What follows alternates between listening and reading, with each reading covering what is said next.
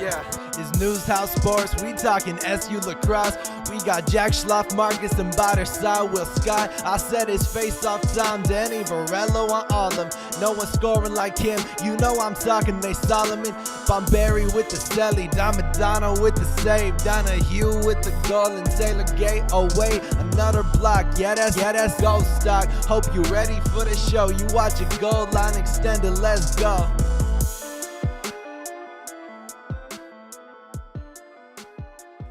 Hello and welcome to this week's edition of Goal Line Extended. I'm Will Moyo here with Marcus Gronauer and Will Scott, and we're going to be previewing the ACC Tournament and looking back to the final games of the season. We're going to start with the women's side.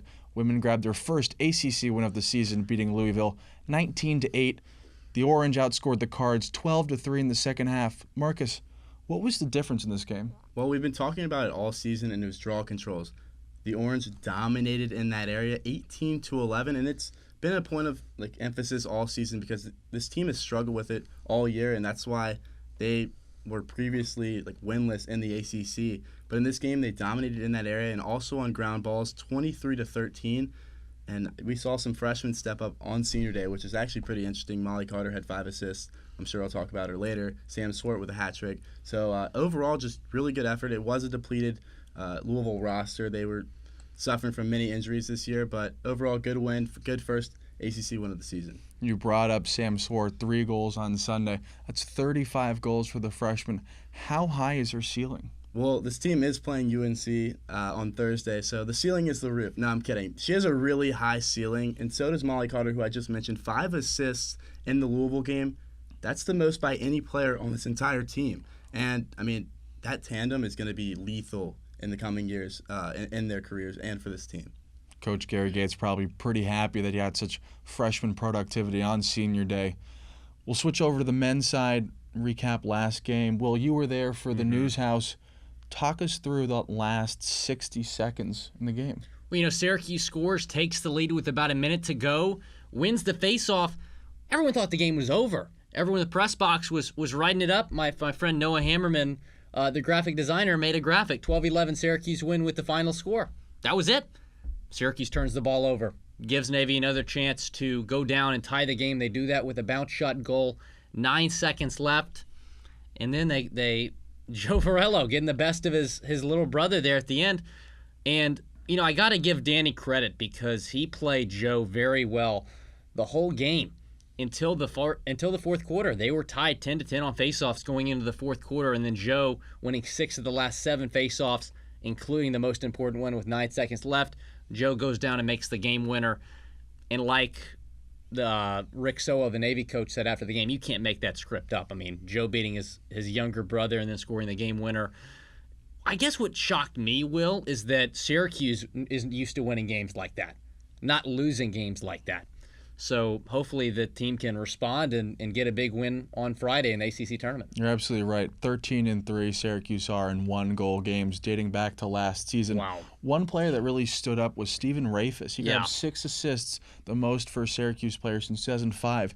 How has he been? It's not something that we've really mentioned so far this year.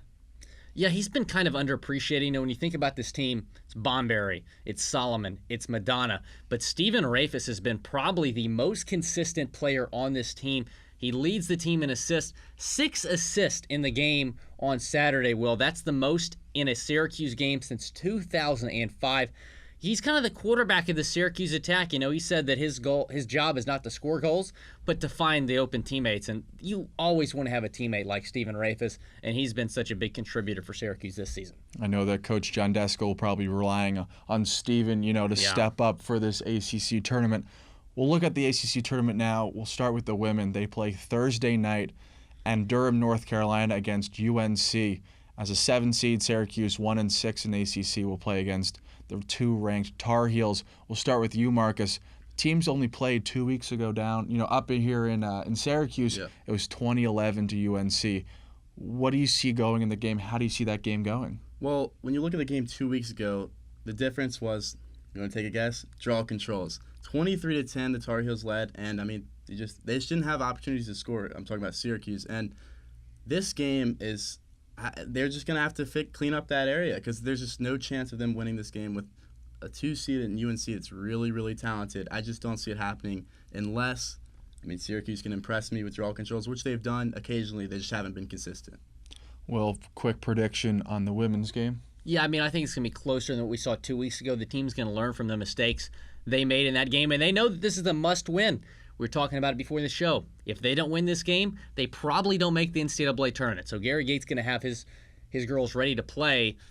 But I don't know. I just think that UNC is a very talented team. They have a lot of depth, and they're quick. They move the pill around very quickly. 9-goal loss 2 weeks ago. I don't think we see that again, but I think it's going to be a 2 or 3-goal loss. I'm glad you brought up how Coach Gates is going to get this team ready. I totally agree with that. I think he's going to get the team ready. This is different. We can look on the 1-6 record. They only beat Louisville, who are the team in the 8th seed. So it really was 2 teams that had won facing off in the final game on Sunday.